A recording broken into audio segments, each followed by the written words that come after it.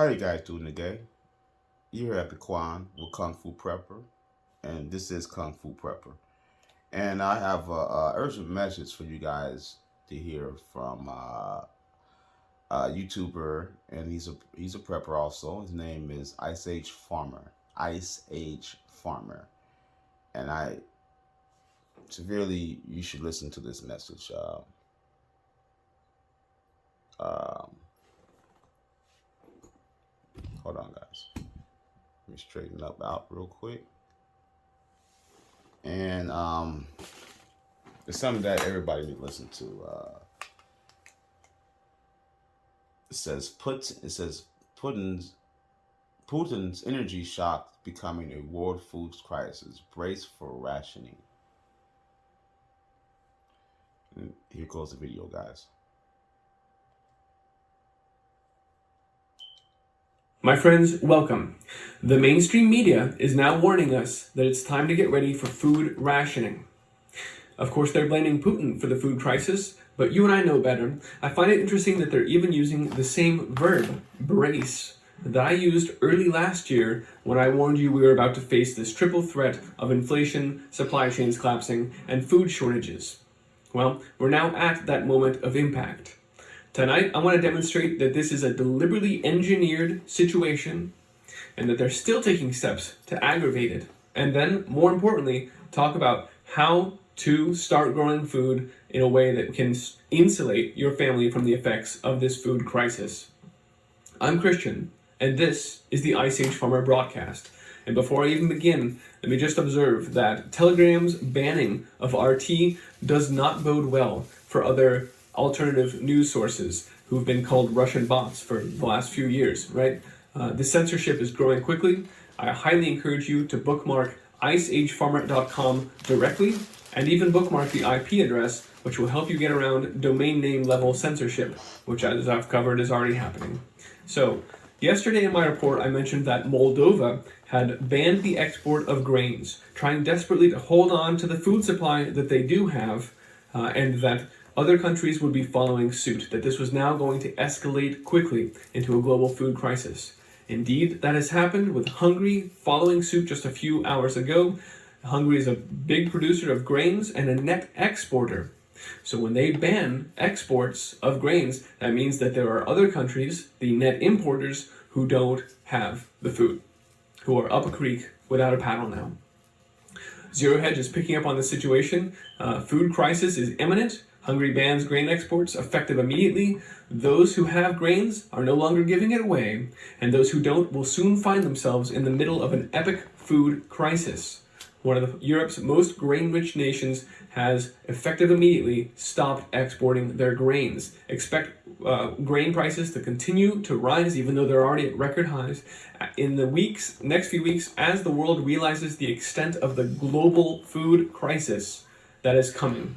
And it's here now. You can't just cut off 40% of the world's grains from the Black Sea region and expect things to keep working as planned. Indeed, here are the countries who depend on those grains to feed their people, with Egypt by far the largest buyer of grains from the Black Sea region. They are all rushing out to the market and frantically trying to buy any grains they can, which, by the way, is what Zero Hedge and any thinking person would recommend you do. Go buy flour, rice, barley, anything you can get your hands on. Don't wait, because it will not be there. Here's something about Egypt rushing to find alternative wheat suppliers following the Ukraine crisis. Egypt scrambling to find alternative sources of wheat after the Russian invasion of Ukraine has put the supply in jeopardy. This is especially urgent to Egypt because the price of bread in Egypt has caused, in the past, protests in the country. You remember the Arab Spring. Yes. Quote, "We must purchase and stockpile wheat as quickly as possible before this war breaks out."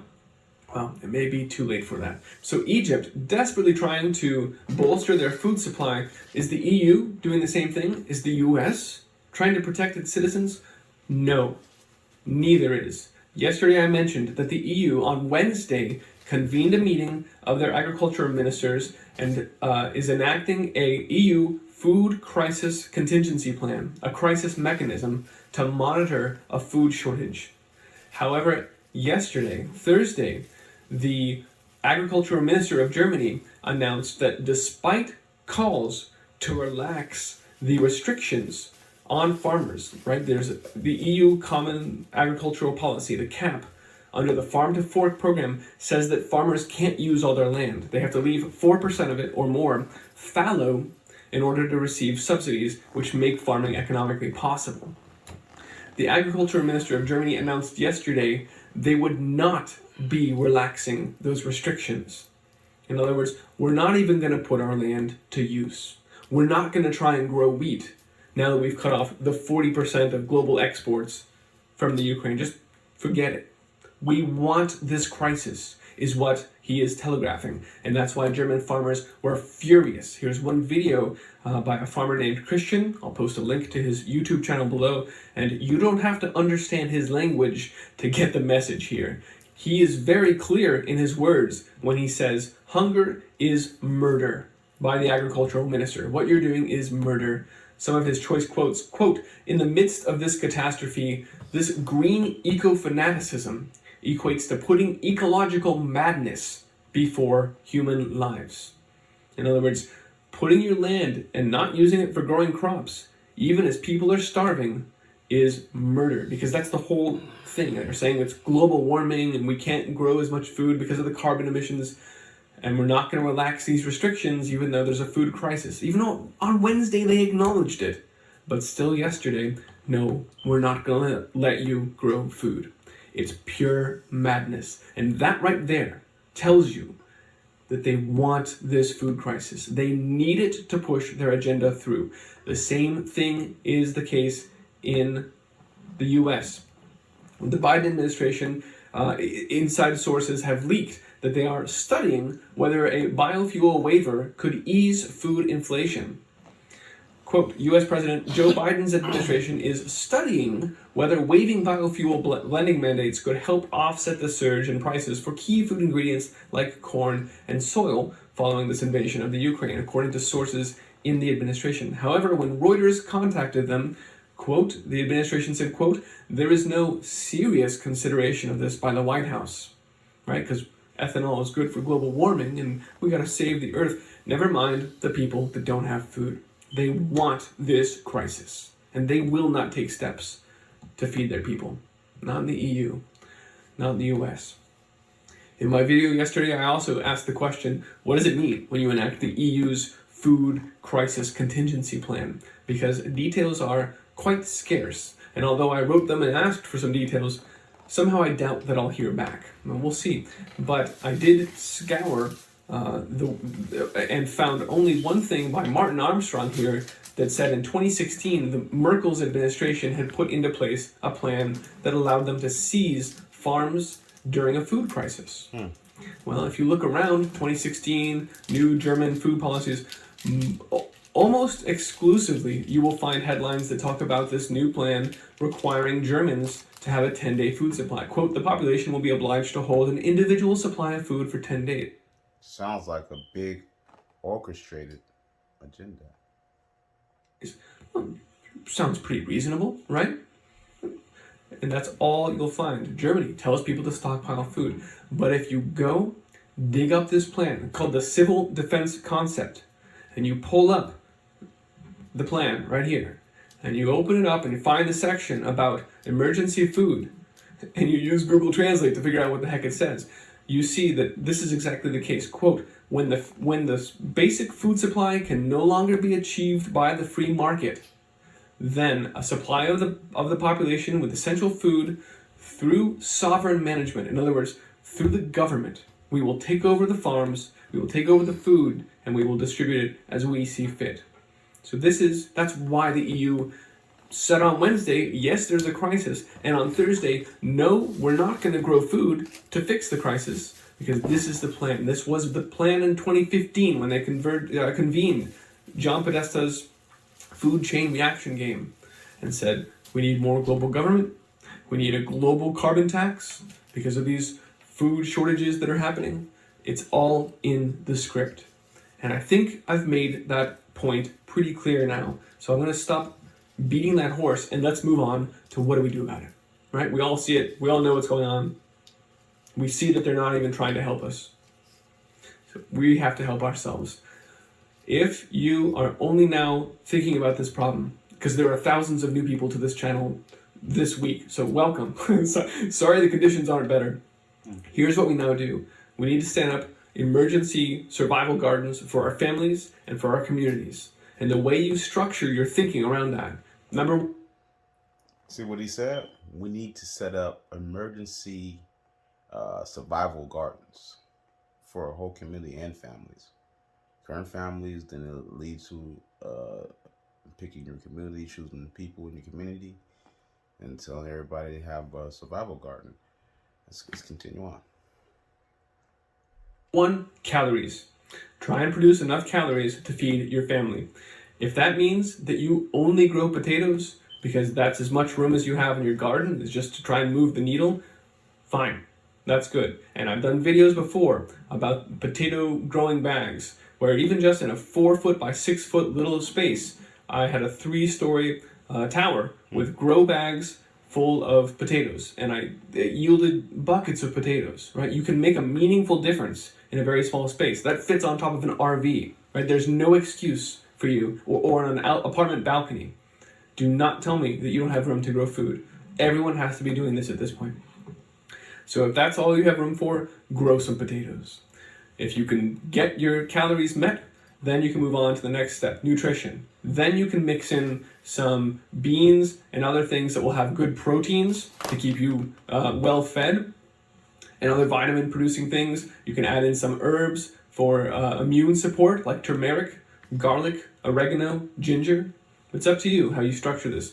Then the third priority finally would be, how those things taste. If you want to mix in some hot peppers or just other flavorful things to make your dishes interesting, then that's fine. But you have to first take care of the needs, calories and nutrition, before you have any fun. And of course, step 0 is go obtain what you can now and put it away. Can it, store it, buy the grains, put them in buckets with oxygen absorbers if you have them. Position yourself to be able to, with a buffer, to be able to weather this storm in front of us. We've known this was coming. We talked in 2019 about the UN discussing openly that we needed global food rationing to whip people into shape to accept the agendas and the climate change nonsense. And here it is, right from the mainstream media. It's almost surreal. And it's certainly unfortunate. But let's all get to growing food immediately. That's where we are now. And please spread this message. If everyone were growing as much as they can, then we would literally remove from them their power over us. They would no longer have leverage to control us. We just walk away from these toxic practices of industrial agriculture. So help me get the message out. Folks, you can find this report on iceagefarmer.com and in Telegram at t.me/iceagefarmer. Apparently are censoring now too, so it's disappointing. If you appreciate this broadcast, and if you value this information, I need your support to keep it going. There's a few ways you can do that, listed at iceagefarmer.com/support, or send me a note, iceagefarmer@protonmail.com. And I very genuinely appreciate your help. Thanks for watching, folks. Let's go grow abundant food and raise awesome animals and have a good time doing it. Remember, guys, please support Ice Age Farmer. He's doing this from the bottom of his heart, obviously. And go to his channel, subscribe, show him some love. Let's see what else we got.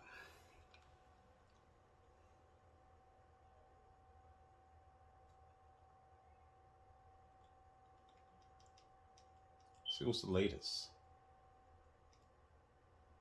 I don't think we have a lot of people do this. Yeah, see me, Kung Fu Prepper. Yeah, let's go to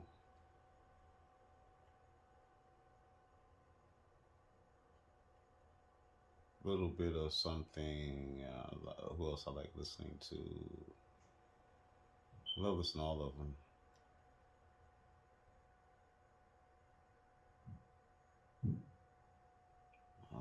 Where's Rudy?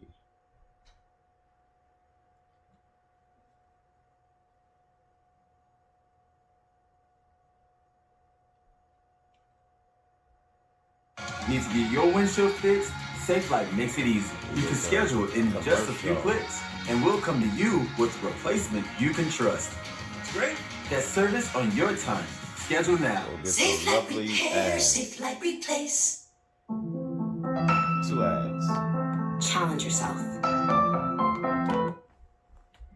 Hello, everyone. Happy Friday. TGIF. How's everyone doing? This is Rudy on Friday. And we're going to get him in on a week, more of a weekday night. His Fridays he do more of a live. I had it set up somewhere.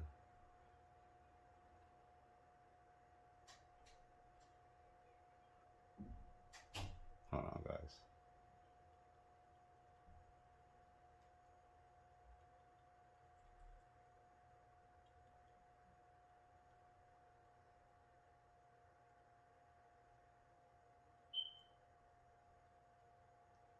Let's do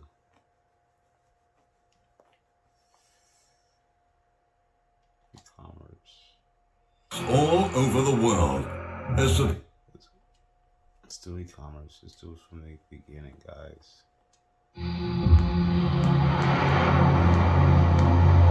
The 2022 panic buying frenzy just continues to get worse all over the world.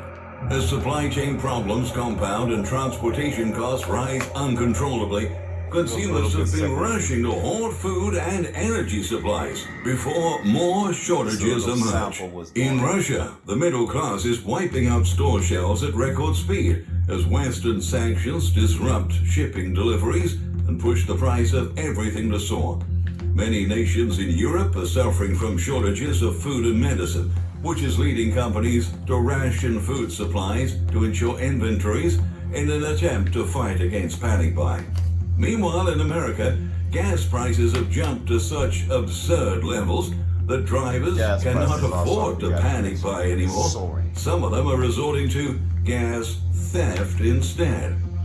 Yeah, gas prices I also forgot to mention, they soaring. The fill up my car, which is my car is 2019 Charger GT. It was $97 to fill it up. Just to mention that, guys. It was 60 recently. So yeah, it's getting bad. That means if it jumps up to, I believe, $10, it'll be $200 to fill your car up. Might as well say 97. Might as well say $100. Let's continue. There's a lot to cover in today's video, so please don't forget to leave a thumbs up and subscribe to our channel to keep updated with the latest news. Russians are now suffering with crushing inflation as the effects of Western sanctions ripple through the economy and collapse the country's currency. The markets have recently become overwhelmed with panic buyers emptying grocery stores and shopping malls. Shoppers' panic is being fueled by the mass closure of stores as global brands decide to leave the Russian market amid the escalation of the conflict with Ukraine. As more and more companies announce shutdowns, prices on many products continue to surge, which is severely impacting the finances of the average Russian family. That's why consumers have been hoarding everything they can still find in stock, from medical devices to staple goods and electronics. Shoppers are snapping up every valuable item in their reach as the ruble plunges in value. The sanctions have blown a hole in Russia's economy, and shipping companies have reportedly been unable to deliver goods to the country's retailers. Several reports describe a widespread panic buying of food staples. Russians are also expecting shortages of imported goods and a cost of living crisis amid the crash of their currency. We'll stop it from there today, guys. That's the sample of what's going on with this crisis, that's newly crisis that's been created. All I can say, guys, get your water, food, resources, a year's worth, your boomsticks, your solar power generators, extra lights, extra equipment, clothing, your hygiene, your medical. I mentioned again, and get your butter from a duck and water from a dry river, guys. And stay tuned. This is Kung Fu Prepper, guys. You guys have a great day. Out.